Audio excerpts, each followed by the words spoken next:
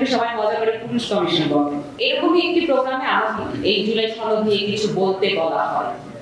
তো সেখানে আমি তখন এই ব্যাপারটা নিয়ে জুলাই সনদ, ঐক্যমত, হ্যাঁ ভোট না ভোট, এগুলো নিয়ে খুব বেশি একটা কথা বাড়াইনি বা বলতে পারিনি। এটার একটা অন্যতম কারণ হচ্ছে নারীদের কাছ থেকে এই জুলাই সনদ, ঐক্যমত কমিশন, তারপর আপনার আইনি ভিত্তি, এইগুলো অনেক যোজন যোজন দূরে অবস্থান করছে। এই জিনিসটার গুরুত্বটা আসলে কতখানি সেটা নারী পর্যন্ত পৌঁছেছে কিনা, মানুষ পর্যন্ত পৌঁছেছে কিনা, এটাও একটা খুব জরুরি বিষয়। অন্যান্য রাজনৈতিক দল কিছু দ্বিমত থাকলেও সবাই এই বিষয়ে একমত যে আমাদের জুলাই সনদ বা জুলাই ঐক্যমত এটি খুবই দরকার।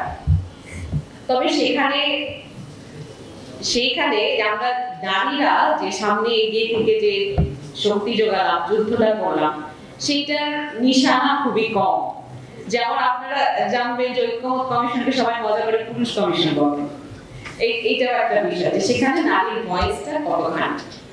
এবং এই জিনিসগুলো যে আপা কিছুক্ষণ আগে আপা বলে গেলেন যে আমাকে একদম ভোটারদেরকে যেরকম আমি বোঝাই সেই পর্যন্ত আমাকে পৌঁছাতে হবে যে এই জিনিসটার গুরুত্বটা আসলে কতখানি, আমি হ্যাঁ ভোট দিব বা না ভোট দিব।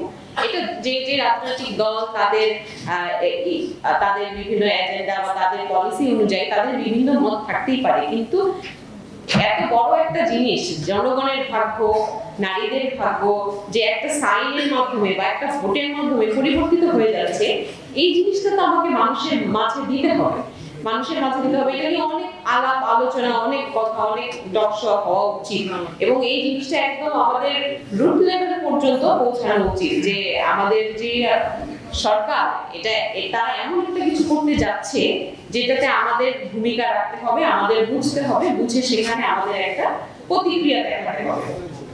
এই বিষয়ে আমি প্রত্যেক রাজনৈতিক দল সহ যারা সুবিধাজন আছে তাদের আমি দৃষ্টি আকর্ষণ করব যে আমাদের সনদের গুরুত্বটা এবং এটা কিভাবে বাস্তবায়িত হবে এবং বলে কি হওয়ার পর তারপর কি, এটা যাতে একটা স্পষ্ট এবং এটার একটা গঠনমূলক আলোচনা বা গঠনমূলক ভিত্তি স্থাপন করা হয়।